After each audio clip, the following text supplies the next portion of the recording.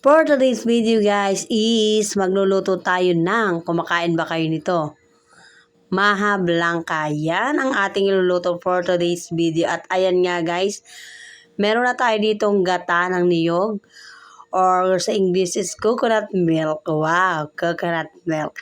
And of course, meron tayong 2 pack ng cornstarch para sa ating Maha Blanca. Ayan guys, 2 pack na ganyan, 200 grams. Ang ating binili, 2 box at ilalagay natin yan lahat para sa ating lulutuing Maha Blanca. Ayan, tunawin lang natin yan sa gata ng niyog. Oh guys, 'di ba? Madali silang yung lutuin guys. Sundan niyo lang tong aking mga procedure. Napakadali. And pagkatapos nga yan, isunod naman natin ang ating mga sangkap. Meron tayong whole kernel corn. Dahil ang nabili ko yung whole, hindi ko pala nabasan. Dapat ay cream corn. Yung evap, cheese. And 1 can ng evaporada and condensada milk. And half kilo of sugar. White or segundang asukal, pwede na yun guys. Huwag laang mapula. Yan. At yan nga guys, ilagay lahat dyan sa ating coconut milk. Isunod ang asukal pagkatapos ng ating cornstarch. Isunod ang, ano pa ba nilalagay ko? Gatas. Ayan, ilalagay din natin dyan after nating mailagay ang ating sugar. Halo-haluin para ma-dissolve yung ating mga pinaglalagay sa ating coconut milk. Pagkatapos nyan, haluin hanggang sa maliyo. Yan, liyong-liyo na yan guys.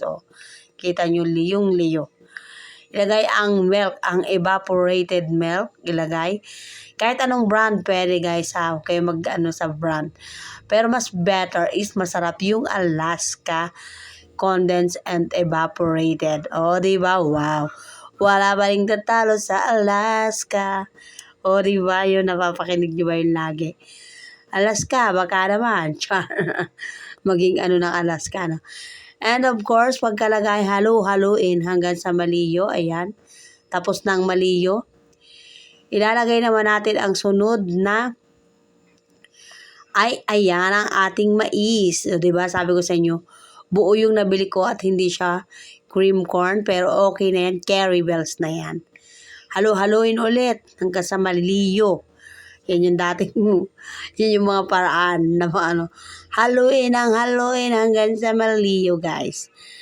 And next, pag naliyo, tigilan na. Isunod naman ang, after na mailagay, ay ilagay ang condense. Ayan. Huwag kadamihan at baka naman sobrang tamis dahil half kilo na yung sugar. Diba? Tansya-tansyahin nyo na lang guys. Depende na yan sa inyong panlasa. So kung gusto nyo matamis, damihan nyo. Kung ayaw nyo, i-adjust nyo. Huwag nyo damihan. So, tayo sakto lang dapat. Diba? Sana always sakto. Walang labis, walang kulang. Ayan, halo-haloin ulit hanggang sa maliyo, guys. Ganun lagi ang procedure.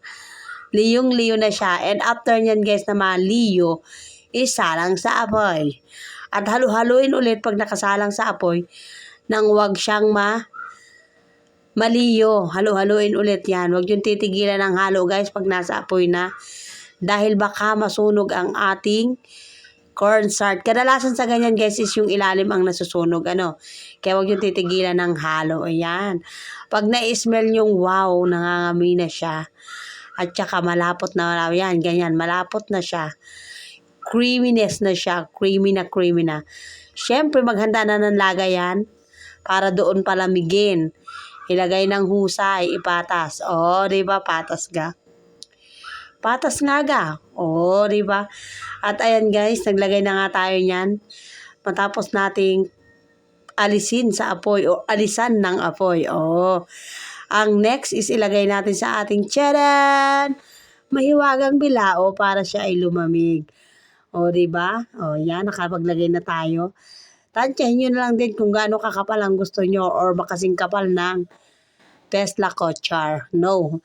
Depende na sa inyo guys. Tansya na lang din kung anong gusto nyong dami ng inyong ilalagay. At ganun lang kasimple yun guys. Take note.